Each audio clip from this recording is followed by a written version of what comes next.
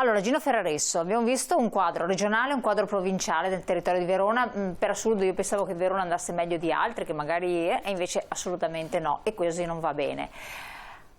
Lo SPCGIL, ogni anno ne parliamo, che cosa ha fatto delle proposte in passato, si è mosso, avete fatto poi tra l'altro delle azioni importanti anche di protesta, di manifestazione e di sicuro, però che cosa è stato fatto e che cosa siete riusciti a ottenere, se avete ottenuto qualcosa? E che cosa si può fare? E cosa si può fare? C'è speranza?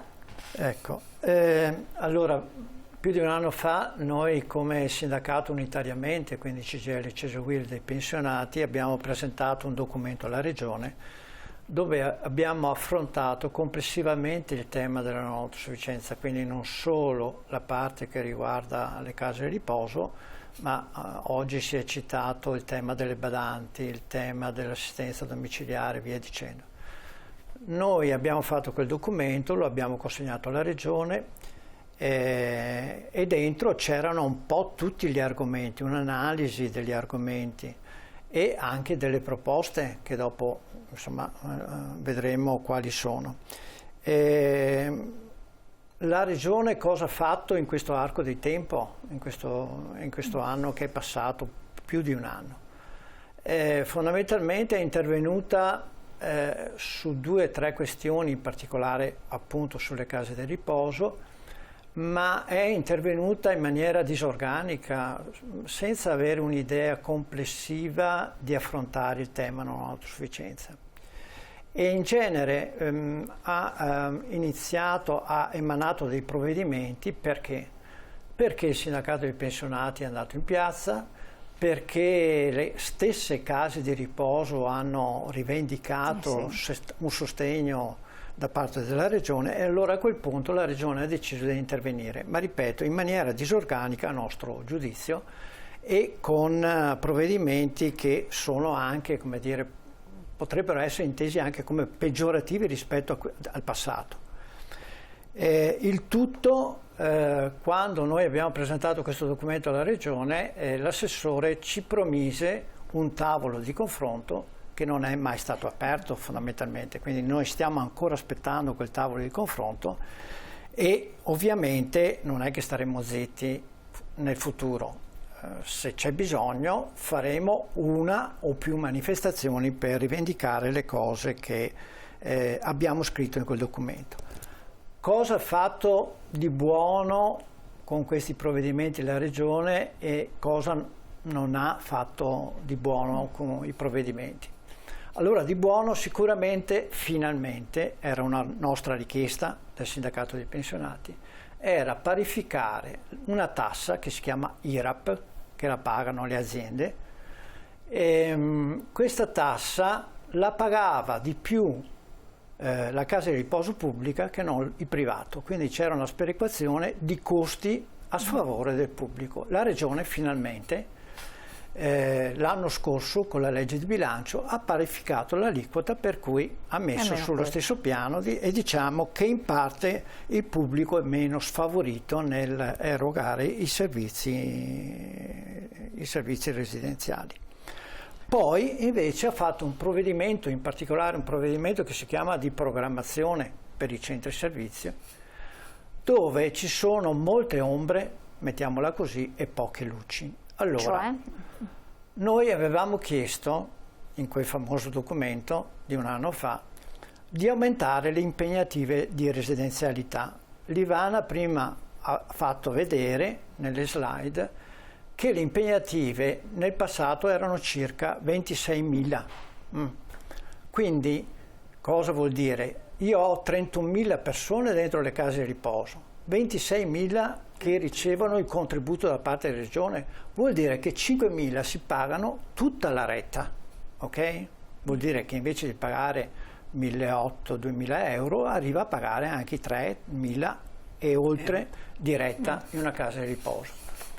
La Regione, questa era una nostra proposta, ha aumentato le impegnative di residenzialità a 30.000. Questa è una cosa positiva, anche se è spalmata su 3 anni, e anche se la Regione dice che con 30.000 impegnative io comunque coprirò meno del 90% di quelli che hanno diritto. Quindi comunque resteranno fuori un 10% che non percepiscono l'indennità. Avendo diritto, cioè vuol dire che hanno anche un reddito basso? No, non c'entra proprio niente di reddito. Con la condizione proprio, magari non sono in condizioni di salute, cioè, non sono la Regione fondamentalmente ha fissato un tetto, io non do più di 30.000. Non ce la non riesco. 30.000, in realtà ce ne occorrono di più.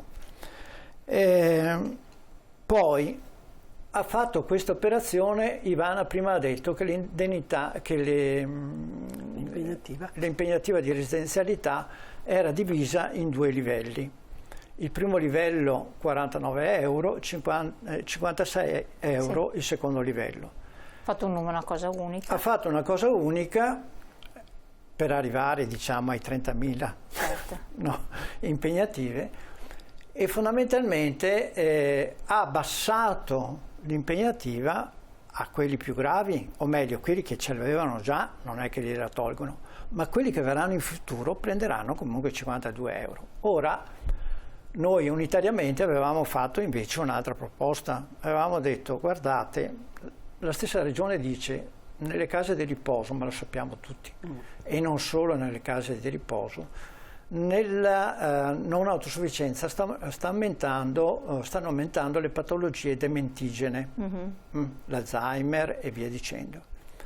Ora, se tu dici questo, io di conseguenza dovrei, e siccome ci occorre molta più assistenza per queste patologie, io dovrei di conseguenza aumentare sia i posti letto per i SAPA, in tutto il Veneto. I SAPA sarebbero queste persone qui che hanno Alzheimer. Nuclei Alzheimer. Certo. In tutto il Veneto abbiamo visto che ce ne sono 145 posti letto in tutto il Veneto, certo. no? Che sono chiaramente insufficienti. Quindi, e noi avevamo detto, differenziate invece l'impegnativa di residenzialità su 3 livelli, gravissimi, mettiamola così, gravissimi, gravi e medio. E ovviamente l'impegnativa avrebbe avuto un valore diverso a seconda dell'aumentare e in questo modo do un sostegno sia alla famiglia ma anche alla casa di riposo che ha bisogno di più personale per assistere queste persone, cosa che invece non è avvenuta. E noi pensiamo invece che bisogna percorrere quel percorso. Sempre la Regione non ha previsto gli standard del personale, ci sono standard del personale, cioè quante persone devono essere in casa di riposo, ancora fermi questi standard al 2013, sì. Quindi 10 anni là. Cosa bisogna fare? Occorrono ovviamente più risorse. Ma non solo risorse, si possono fare alcune operazioni che non c'entrano niente con le risorse. Per esempio, noi abbiamo case di riposo di media grandezza, noi abbiamo bisogno, come per i comuni, di aggregare le case di riposo. Si fanno economie di spesa così. Quando si acquistano i pannoloni, un conto è che faccia l'acquisto per 1000 persone, un conto che lo faccia per 100 persone. Questa cosa bisogna invogliarla, quindi cari centri servizi, dovete darvi una mossa rispetto a questo, dovete mettervi insieme. Seconda questione, bisogna pagare, non si trova il personale, non ci sono gli infermieri, non ci sono operatori sociosanitari nelle case di riposo. Perché?